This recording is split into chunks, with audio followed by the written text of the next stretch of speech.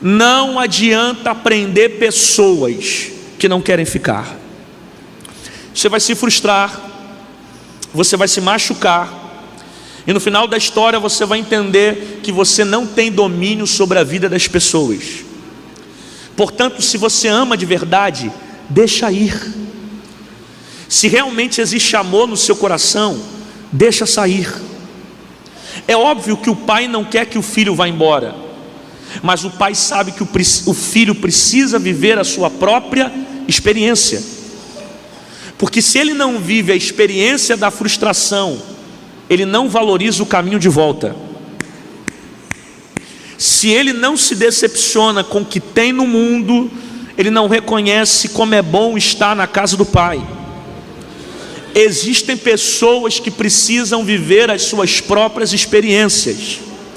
E não adianta você proteger o seu filho, não adianta você tentar esconder ele do mundo, porque tem horas que ele vai precisar viver a própria experiência. E por mais que você ame essa pessoa que está do seu lado, você não tem o poder de prender pessoas que não querem ficar. Quanto mais você segura com as suas mãos, mais você se machuca. Quanto mais você tenta domínio sobre as pessoas, mais você se fere, porque você não consegue controlar a vida de ninguém. Então, quer um conselho? Deixa ir, deixa sair, porque algumas pessoas precisam viver essa experiência. Porque se o filho verdadeiramente ama, ele vai voltar para casa. Só que o problema é de você insistir em pessoas que não querem ficar ao seu lado, faz gerar mais sofrimento e decepção para o teu coração. Porque lá na frente, essa pessoa vai sair da mesma forma. Quando eu prendo pessoas que não querem ficar na minha vida, essas pessoas trazem mais confusão e problema. É por isso que eu, Rodrigo Santana, eu não prendo ninguém que não quer ficar na minha vida. Eu não prendo relacionamentos. Eu não fico segurando pessoas que não querem ficar. Porque se o coração está fora, eu não consigo influenciar para ficar aqui dentro. Então existem momentos que as pessoas precisam viver as suas próprias experiências para começar a valorizar o caminho de dentro da casa. Às vezes a pessoa precisa se perder para valorizar o caminho de volta. É isso que acontece. O pai não questiona, deixa simplesmente o filho sair de casa.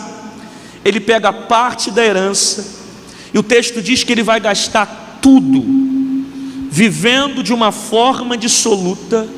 Ele sente fome e agora vai padecer, sofrendo necessidade. Olhe para cá. O pai queria que ele passasse fome, sim ou não? O pai queria que ele passasse por necessidade, sim ou não? Claro que não. Só que o pai entendeu que o filho precisava viver a própria experiência. E como resultado da atitude errada do filho, veio a fome e a necessidade. Porque decisões erradas geram sofrimento. Quando eu tomo atitudes erradas, eu estou semeando um caminho de sofrimento. Quando eu entro com a precipitação, eu sofro as consequências de uma decisão errada. Quando você sai da direção do pai, você colhe para a sua vida sofrimento. Existem caminhos que o pai não quer que você atravesse. O pai não tem fome para você. O pai não tem necessidade para você. O pai não quer que você passe por esses processos de sofrimento. Mas ele sabe que a única forma de você valorizar a presença dele é passando pelo processo. Então existem dores que você está vivendo por causa das suas próprias decisões. Por isso que a Bíblia diz: de que se queixa o homem? O homem se queixa dos seus próprios pecados. As decisões erradas geram destinos de destruição. Você entra em lugares que o pai não queria que você entrasse. Você se relaciona com gente que o pai não queria que você se relacionasse. Você se envolve em ambientes que o pai não queria que você se envolvesse, e como resultado disso veio a fome e a necessidade, porque decisões erradas geram sofrimento. Ele colhe sofrimento para a vida dele, até que, estando num estado ruim, aparece um cidadão na história que vai apresentar para ele um emprego para apacentar os porcos. E se você acha que a situação está ruim, ela fica pior, porque esse homem oferece um emprego que vai afundar mais ainda a vida do filho pródigo, porque toda vez que você sai do propósito de Deus, o diabo coloca pessoas para te destruir. Eu vou repetir essa frase: toda vez que você sai do propósito de Deus, o diabo coloca pessoas para destruir sua vida. Billy Graham tem uma frase que eu gosto. Ele diz: sempre que um homem deseja navegar para longe da direção de Deus, o diabo tem um barco preparado.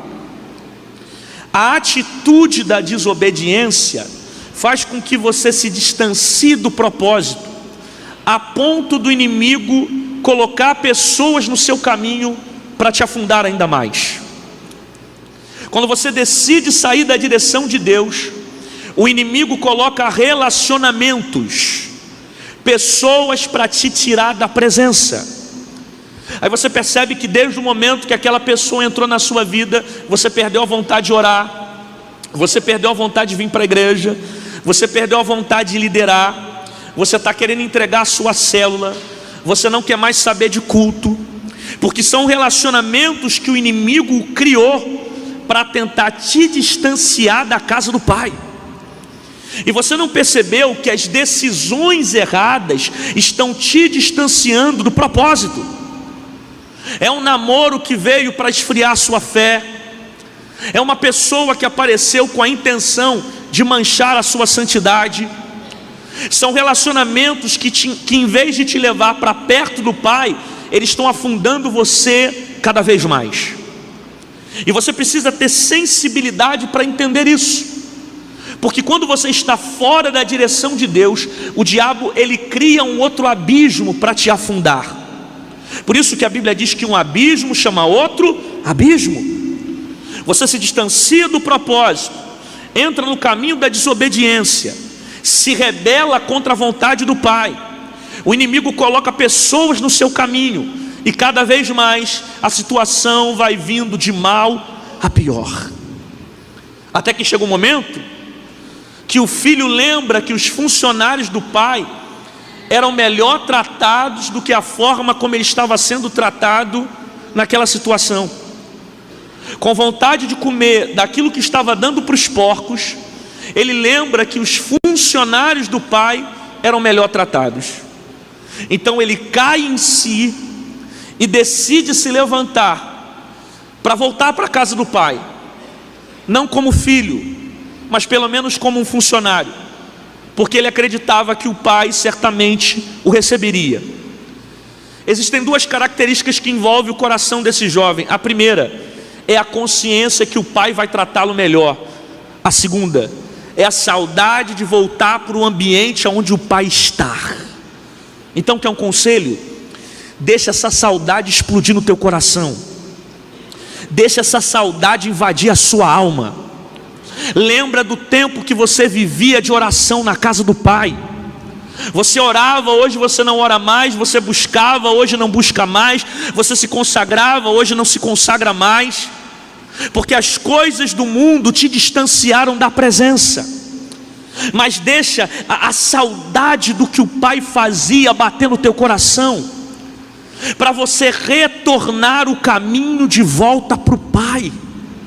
Deixa essa saudade encher o teu coração, para você voltar a orar como antes, a buscar como antes, a ler a Bíblia como antes.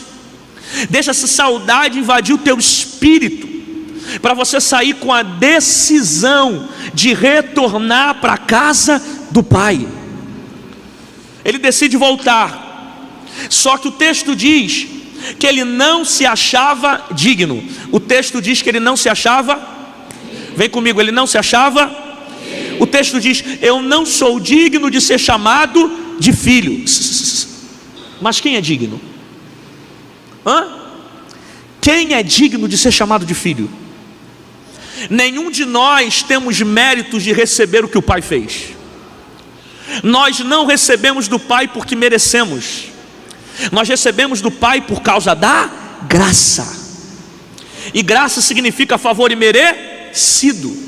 Ou seja, eu não recebo porque eu mereço, eu recebo porque o Pai decidiu fazer.